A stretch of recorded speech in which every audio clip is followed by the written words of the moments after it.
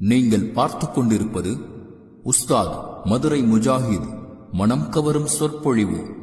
இது மார்க்கம் மற்றும் யா அய்யுஹன்னாஸு தக்கூ ரப்பக்குமுல்லதீ ஹலகக்கும் மின் நஃப்ஸின் வாஹிதா வ ஹலக மின்ஹா ஸௌஜஹா வ பஸ்ஸ மின்ஹுமா ரிஜாலன் கஸீரன் வ நிஸாஅ வத்தகுல்லாஹல்லதீ தஸாலூன பிஹி வல் அர்ஹாம் இன்னல்லாஹ கான அலைக்கும் ரகீபா வ யா அய்யுஹல்லதீன ஆமனு தகுல்லாஹ وقولوا قولا سديدا يصلح لكم أعمالكم ويغفر لكم ذنوبكم ومن يطع الله ورسوله فقد فاز فوزا عظيما. அன்பார்ந்த சகோதர சகோதரிகளே, தாஜ்மஹால் இந்தியாவில் இருக்கக்கூடிய மிக முக்கியமான வரலாற்று நினைவு கல்லறை சின்னமாக அந்த தாஜ்மஹால் திகழ்ந்து வருகிறது. தாஜ்மஹால் இந்தியாவில் இருக்கக்கூடிய உலக அளவில் உலக அதிசயம் என்று அறிவிக்கப்பட்ட யுனிசெஃப் என்று சொல்லப்படுகிற அமைப்பால் பல வருடங்களுக்கு முன்பு உலக அதிசயங்கள் 7 என்று அறிவிக்கப்பட்டு அந்த 7 உலக அதிசயங்களில் ஒன்றாக இந்தியாவில் இருக்கக்கூடிய தாஜ்மஹால் உலக அதிசயங்களில் ஒன்றாக இருக்கிறது. அந்த தாஜ்மஹாலை கோயிலாக மாற்ற வேண்டும் என்று ஏற்கனவே பாபர் பள்ளிவாசல், கியான்வாபி பள்ளிவாசல் பிரச்சனைகளை எப்படி கிளப்பினார்களோ அதே போன்று உலக அதிசயங்களில் ஒன்றாக இருக்கக்கூடிய இந்திய நாட்டுக்கு பெருமை சேர்க்கக்கூடிய தாஜ்மஹால் என்ற அந்த நினைவு கல்லறையை மாற்றி கோயிலாக மாற்றுவதற்கு மதவாத கும்பல்கள் முயற்சி செய்து வருகிறது. கடந்த 2 தினங்களுக்கு முன்பு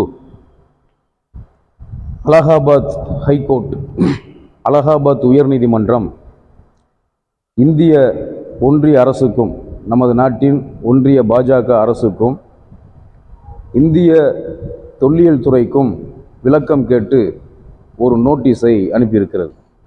என்ன விளக்கம் என்று சொன்னால், அலகாபாத் ஹைகோர்ட்டில் ஒரு மனு தாக்கல் செய்யப்படுகிறது. 1155 1156ஆம் ஆண்டு அந்த தாஜ்மஹால் இருந்த ஊபி மாநிலம் ஆக்ரா என்ற பகுதியில்தான் தாஜ்மஹால் அமைந்திருக்கிறது. தாஜ்மஹால் இருந்த அந்த பகுதி தேஜா மகாலயா என்ற பெயரில் ஒரு சிவன் கோயில் இருந்ததாக 1156ஆம் ஆண்டு அந்த கோயில் கட்டப்பட்டது. கோயில் இருந்தது. அதை அகற்றிவிட்டு தான் தாஜ்மஹாலை முகாலய மன்னர்களில் ஒருவரான ஷாஜஹான் கட்டினார். அது அகற்றப்பட்டு கோயிலாக திரும்ப மாற்றப்பட வேண்டும் என்று ஒருவர் மனு தாக்கல் செய்கிறார். அந்த மனு தாக்கலை அலகாபாத் உயர்நீதிமன்றத்தில் தாக்கல் செய்யப்பட்ட மனுவை எடுத்துக்கொண்ட நீதிமன்றம் விளக்கம் கேட்டு ஒன்றிய அரசுக்கும் நமது இந்திய தொல்லியல் துறைக்கும் இது உண்மையா என்ற விளக்கம் கேட்டு நோட்டீஸ் அனுப்பியிருக்கிறது. தாஜ்மஹால் என்பது ஒரு இறந்த பெண்ணுக்காக அவரின் நினைவாக அவருடைய கணவரால் கட்டப்பட்ட ஒரு நினைவு கல்லறை. இஸ்லாத்தின் அடிப்படையில் பார்க்க போனால், இஸ்லாமிய மார்க்கத்தின் அடிப்படையில் ஒன்று இறந்தவர்களுக்காக கல்லறைகள் கட்டுவது, சமாதிகள் எழுப்புவது. ஒரு மனிதர் இறந்து விட்டால் அவருடைய நினைவாக அவருக்கு நினைவிடங்களை ஏற்படுத்துவது இஸ்லாத்தில் தடுக்கப்பட்ட ஒரு செயல். தாஜ்மஹால் கட்டியதற்கும் இஸ்லாத்துக்கும் எந்த சம்பந்தமும் கிடையாது. அதே நேரத்தில் இந்த தாஜ்மஹால் எந்த ஆண்டு கட்டப்பட்டது, எதற்காக கட்டப்பட்டது என்ற வரலாறு மிக முக்கியமாக நாம் தெரிந்து வைத்திருக்க வேண்டிய ஒன்றாக இருக்குது. தாஜ்மஹாலை பற்றிய விவரம் தெரிந்த மக்களுக்கு அது தெரியும்.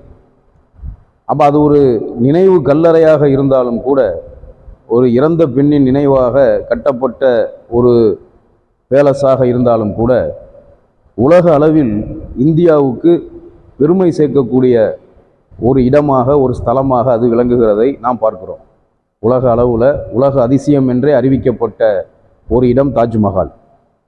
அது கடந்த 1632ஆம் ஆண்டு இறந்த தன்னுடைய மனைவியின் நினைவாக முகாலய மன்னர்களில் ஒருவரான ஷாஜஹான் அந்த தாஜ்மஹாலை கட்டுவதற்கு திட்டமிட்டு அதற்காக வேண்டி ஏற்பாடுகளை செய்கிறார். வெளிநாடுகளிலிருந்து, குறிப்பாக ஈரான் போன்ற பாரசீக பகுதிகளிலிருந்து கட்டிடக்கலை வல்லுநர்கள் எல்லாம் வரவழைக்கப்பட்டு பல கட்டிடக்கலை வல்லுநர்கள் ஏறக்குறைய 20,000 பணியாளர்களை கொண்டு பளிங்கி கற்கள், ஒயிட் மார்பிள் என்று சொல்லப்படுகிற பளிங்கி கற்களால் 1632ஆம் ஆண்டு கட்டப்பட்ட அந்த தாஜ்மஹால் 1652ஆம் ஆண்டு கட்டி முடிக்கப்பட்டு அது முழுமையாக கட்டி முடிக்கப்படுகிறது. ஏறக்குறைய 21 வருஷம், 21 ஆண்டுகள் கட்டப்பட்ட ஒரு பேலஸ் தான் தாஜ்மஹால். அது பள்ளிவாசல் கிடையாது. முஸ்லிம் சமூகத்தில் ஒரு சில பேர் அதை பள்ளிவாசல் என்று நினைத்து கொண்டிருக்கிறார்கள். பள்ளிவாசல் கிடையாது, அது ஒரு கல்லறை. இறந்த தன்னுடைய மனைவி மும்தாஜ் என்ற தன்னுடைய மனைவிக்காக அவருடைய நினைவாக ஷாஜஹான் என்ற முகாலய மன்னர் கட்டிய ஒரு பேலஸ் தாஜ்மஹால். அது இன்னைக்கு உலக அளவில் இந்தியாவுக்கு பெருமை சேர்த்து கொண்டு இருக்கிறது. பல லட்சக்கணக்கான பல்லாயிரக்கணக்கான சுற்றுலா பயணிகள் வருடம் முழுவதும் அந்த இடத்தை பார்வையிட்டு வருகிறார்கள். அந்த தாஜ்மஹால் இருக்கிற காரணத்தினால் இந்தியாவுக்கு தாஜ்மஹாலை கொண்டு இந்திய சுற்றுலாத்துறைக்கு பல கோடி ரூபாய் வருமானம் வருகிறது. ஆனால் இந்த மதவாத கும்பல்கள் தேவையில்லாமல் குழப்பத்தை ஏற்படுத்துவதற்கு, தேவையில்லாத சலசலப்பை உண்டாக்குவதற்கு இவர்கள் நீதிமன்றத்தை அணுகிதான் முதலில் நீதிமன்றத்தை அணுகுவார்கள். பிறகு அந்த பள்ளிவாசல் இல்லாத அளவுக்கு ஒரு முஸ்லிமுக்கு சொந்தமான பள்ளிவாசலோ அல்லது முஸ்லிம்கள் கட்டிய பள்ளிவாசல்களோ தர்காக்களோ மதரசாக்களோ ஏதாவது ஒன்றை இவர்கள் அதை அகற்றிவிட்டு அவர்களுடைய கோயிலை கட்ட வேண்டும் என்று திட்டமிட்டார்களேயானால் முதலில் நீதிமன்றத்துக்கு செல்வார்கள். அதை தொடர்ந்து பல குழப்பங்களை ஏற்படுத்தி அந்த பள்ளிவாசல்கள், முஸ்லிம்களுக்கு சொந்தமான முஸ்லிம்கள் கட்டிய பள்ளிவாசல்கள், முக்கியமான அந்த இடங்கள் எல்லாம் முஸ்லிம்களின் கையை விட்டு போவதற்கு என்னென்ன வழிமுறைகளை கையாள வேண்டுமோ அத்தனையும் கையாளுவார்கள். அது சட்டப்படி நீதித்துறையின் மூலமாகவும் கையாளுவார்கள், அல்லது வன்முறை பயங்கரவாத செயல்களின் மூலமாகவும் கையாளுவார்கள். கடந்த காலத்திலே நாம் பார்த்து வருகிறோம். இதுவரைக்கும் இந்தியாவில் இருந்த குறிப்பிட்ட மிக முக்கியமான பள்ளிவாசல்கள் கோயில்களாக மாற்றப்பட்டு அல்லாவை வணங்குவதற்காக, படைத்த இறைவன் ஒருவனை வணங்குவதற்காக, முஸ்லிம்கள் தொழுவதற்காக உருவாக்கிய பள்ளிவாசல்கள் எல்லாம் இன்றைக்கு ஒரு பள்ளிவாசல் முழுமையான கோயிலாக மாற்றப்பட்டிருக்கிறது. மற்ற பள்ளிவாசல்கள் எல்லாம் சர்ச்சைக்குரிய இடங்கள் என்று அறிவிக்கப்பட்டு, அந்த சர்ச்சைக்குரிய இடங்கள், பள்ளிவாசல்கள் சர்ச்சைக்குரிய இடங்களாக அறிவிக்கப்பட்டு, நீதிமன்றத்தால் அறிவிக்கப்பட்டு, அதில் அந்த மக்கள், மாற்று மத மக்கள், இந்துக்கள் வழிபடுவதற்கு அனுமதி அளித்து முஸ்லிம்களுக்கு சம்பந்தம் இல்லாமல் ஆக்கப்பட்டு இருக்கிறது. நாம் இந்த வரிசையில் பார்ப்பதாக இருந்தால் அயோத்தி பாபர் பள்ளிவாசல். பாபர் பள்ளிவாசலுடைய நிலை உங்கள் எல்லோருக்கும் தெரியும். அயோத்தியில் பாபர் பள்ளிவாசல் இருந்த அடையாளமே இல்லாத அளவுக்கு அது வழக்குகள் போடப்பட்டு பல வருஷங்களாக வழக்குகள் நடந்து உயர்நீதிமன்றம், அலகாபாத் உயர்நீதிமன்றம் தீர்ப்பளித்து, பிறகு உச்ச நீதிமன்றம் தீர்ப்பளித்து இன்னைக்கு கோயிலும் கட்டி முடிக்கப்பட்டுருச்சு. இரண்டாவது காசியில் இருக்கக்கூடிய கியான்வாபி பள்ளிவாசல், அதுவும் முஸ்லிம்களின் கையை விட்டு சென்று விட்டது. அடுத்து அதே ஊப்பியில் இருக்கக்கூடிய, மதுராவில் இருக்கக்கூடிய ஷாதி ஈத்கா பள்ளிவாசல், அதுவும் இன்றைக்கு முஸ்லிம்களின் கையை விட்டு போய்விட்டது. மத்திய பிரதேச மாநிலத்தில் தார் என்ற அந்த இடத்துல சில தினங்களுக்கு முன்பு நீங்கள் எல்லாம் பார்த்திருப்பீர்கள்.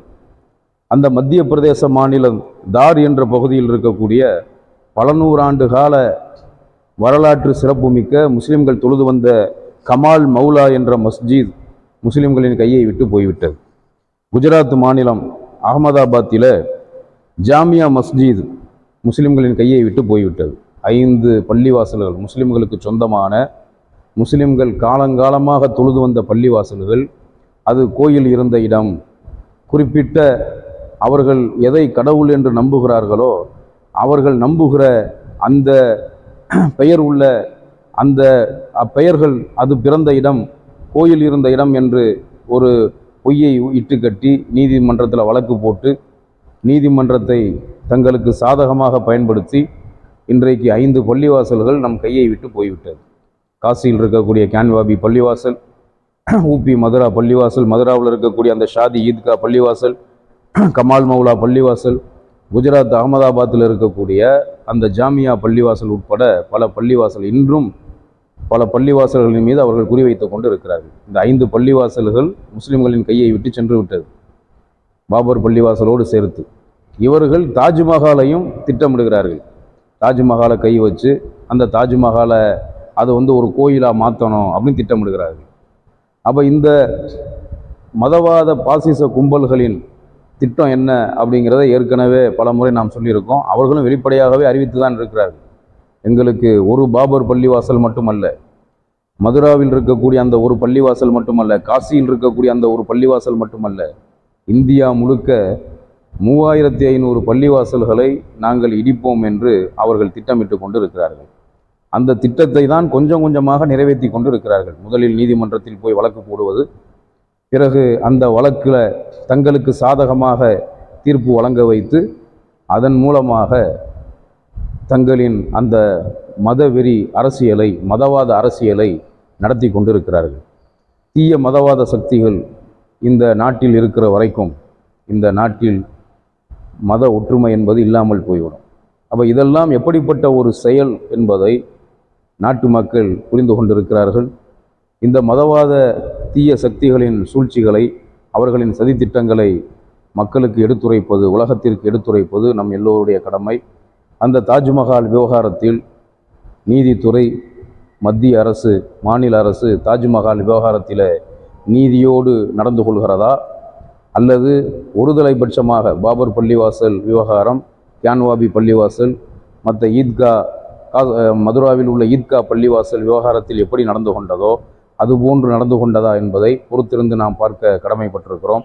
எல்லாம் வல்ல இறைவன் நீதிக்கு உதவி செய்யக்கூடியவனாக இருக்கிறான்.